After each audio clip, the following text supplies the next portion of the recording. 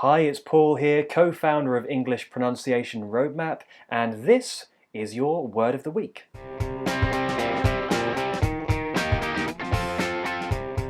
So today's request was really about the difference between the T and the TH sounds, and that's what the focus is going to be on for this video.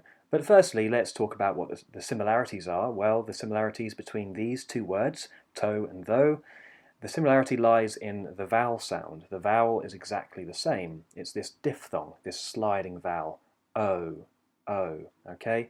But the difference? Well, the difference, first of all, is in the tongue position. So, specifically, actually, the tip of the tongue. Where is the tip of the tongue for the T, and where is the tip of the tongue for the TH? Well, for the T, it is behind the top teeth, okay? It's on this alveolar ridge, which is just that bump of flesh behind your top teeth. That's where it's touching there. For the TH, the tip of your tongue is actually touching the top teeth. So, that's the first difference. The second difference is how the sound is made. So for a T, there is a sudden release, and it's called a plosive sound, which might remind you of an explosion. And that explosion might help you to think about how the sound is made. A sudden release, t, t, right? There's a blockage, and then it's released suddenly, t. But for the TH, it's different. There's a gradual release, so th, th, like that. As you can see, there are two different ways to make the TH. There's two phonetic symbols at the top there. I'll explain more about that in a second, but for this point, think about how both of those are made. Well, there's a gradual release, okay? It's not sudden, but it's gradual, okay? And that type of sound is called a fricative, which might remind you of the word friction, which kind of reflects how the sound is made. It's a friction-like sound. But speaking of the two symbols here, the two different ways to make this TH sound, well, one is unvoiced, which means there's no vibration happening in the throat. So thing and thought would be examples of words that contain that unvoiced TH sound.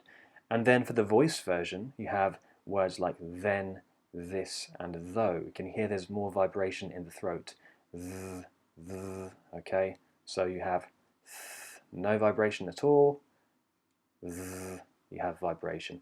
But of course, for both of those, the tongue is touching the top teeth, and there's a gradual release. In the same way, we could actually pair the T with another sound. Okay, so we can really directly compare the voiced and unvoiced versions of the TH with an unvoiced T and a voiced D. Okay, so the T and the D. The T is unvoiced, like toe and ten, sudden release of air, and then for the D, it's voiced. There's a sudden release of vibration. D, do, den, like that. So let's compare these.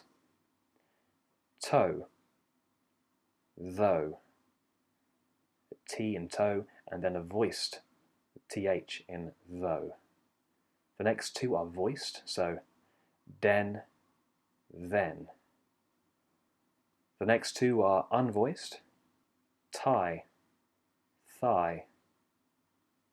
Really focus on moving your tongue from behind the top teeth for the T to actually on the top teeth for the TH, and of course the sudden release for the T, the gradual release for the TH, which requires a very relaxed tongue.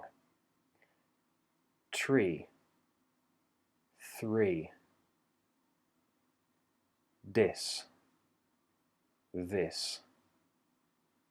Have a go at these. I keep getting D's in these exams. Be careful not to tread on any threads. I think you should stop tinkering with it.